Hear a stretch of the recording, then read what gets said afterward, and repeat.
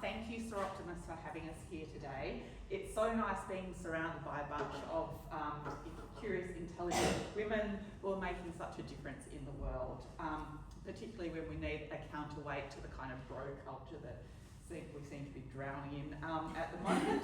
So, reflecting on my memoir, How to Avoid a Happy Life, I realised that there's one kind of through thread that has made such a difference to my life, and that's been education. So I was lucky enough to have a desire to learn, and I was lucky enough to find places to learn and teachers to support me in that process, and that has made a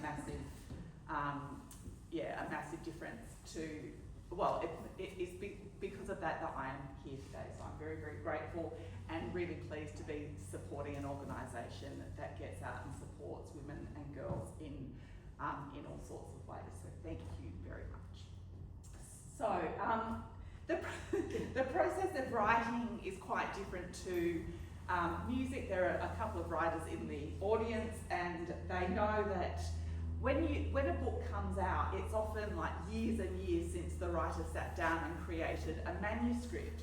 So there's this really big gap between the creation and its public reception. It's really nice to go out and share your work, so at events like today, or when we go into schools to speak to kids, it's really nice, but mostly it's quite a solitary thing, and which is why music is so important to me, and I'll come back to that a bit later. So I'm going to start by talking about my memoir. So as you'll see, it's got a nice bright yellow cover. My dear partner Nigel got this a special edition done for me to read out of. So just to give you a bit of a sense of it, so my publisher Fremantle Press described it thus: some people are born into bad situations. Some people have bad situations thrust upon them. And some people find bad situations through their dodgy choices, lack of information, and personal idiosyncrasies.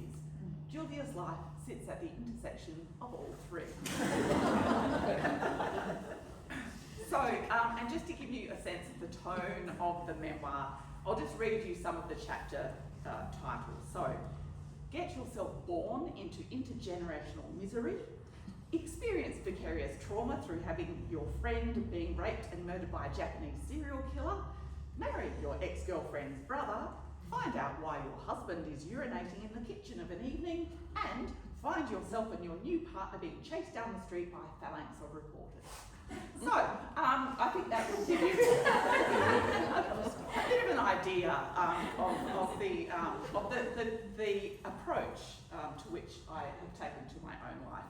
So I will start by reading the prologue. So this is my mother, Gwen, and as you can see, she was once young and vibrant, and she was an incredibly dynamic person, and she is really the focus of this book. So I'll read you the beginning and you'll get a bit more of a sense of her.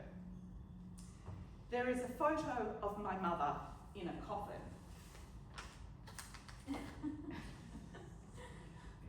Her eyes are closed, but her glasses are still on, indicating that she is, in fact, alive. She's clutching a bouquet of fake red roses and is surrounded by bunches of fake flowers in real, although empty, beer bottles. She's managing not to smile. The coffin belonged to one of my mother's ex-boyfriends. I think his name was John, but it might have been Alan or Steve or Mike. It was a great prop to bring to a Halloween party in 1990, and much hilarity no doubt ensued as people climbed in and out of it, pretending to be dead. My mother Gwen no longer has to pretend to be dead. Just before she reached that inevitable state, we were discussing funeral arrangements. Hey Mum, do you remember that boyfriend of yours, the undertaker? John, she said, or Alan, Steve or Mike. Yeah, could he do your funeral? Nah, he's dead, she said. And then we laughed and laughed until the cancer in her kidney gave her a pain in the stomach and she was reduced to wincing and giggling. It was a moment of levity taking place for her in the midst of 3 weeks of surprise suffering, belated and incomplete taking stock and indignities. And for me, in the midst of surprise anguish, attempted and ineffectual resolution finding, followed by a years-long eruption of feelings of abandonment, hitherto under, if not unfelt.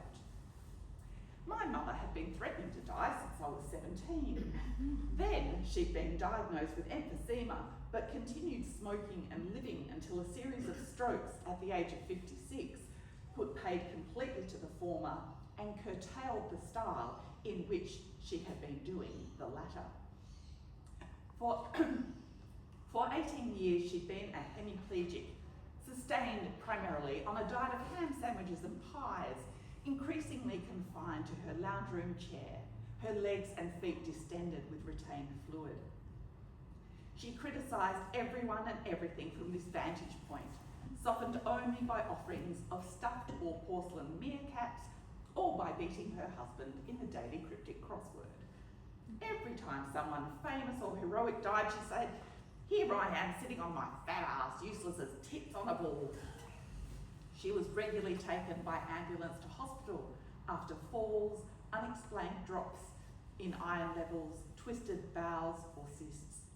After each phone call on my way to the hospital, I'd wonder if this really was the beginning of the very drawn out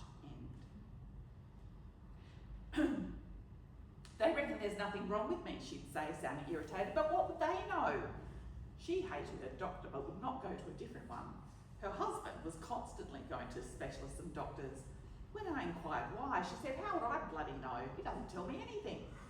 When I pointed out that she could, as a concerned wife, ask him, she looked at me as if it was a stupid comment requiring no response.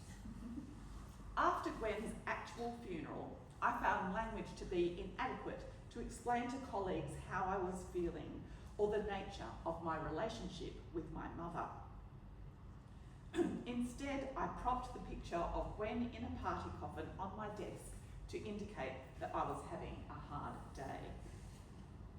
When I was crying next to her bedside close to the end, she said, "Remember the good times." You can't remember the good times unless you've reconciled with the rest of it.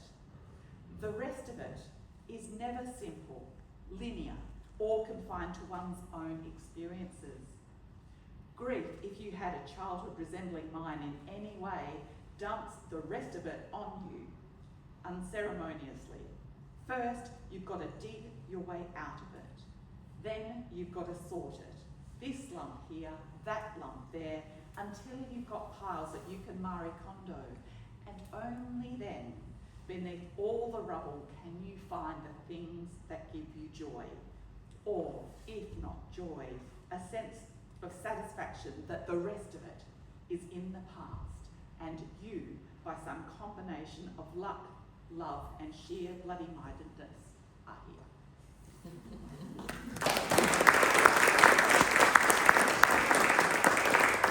Just going to take a very small break in proceedings.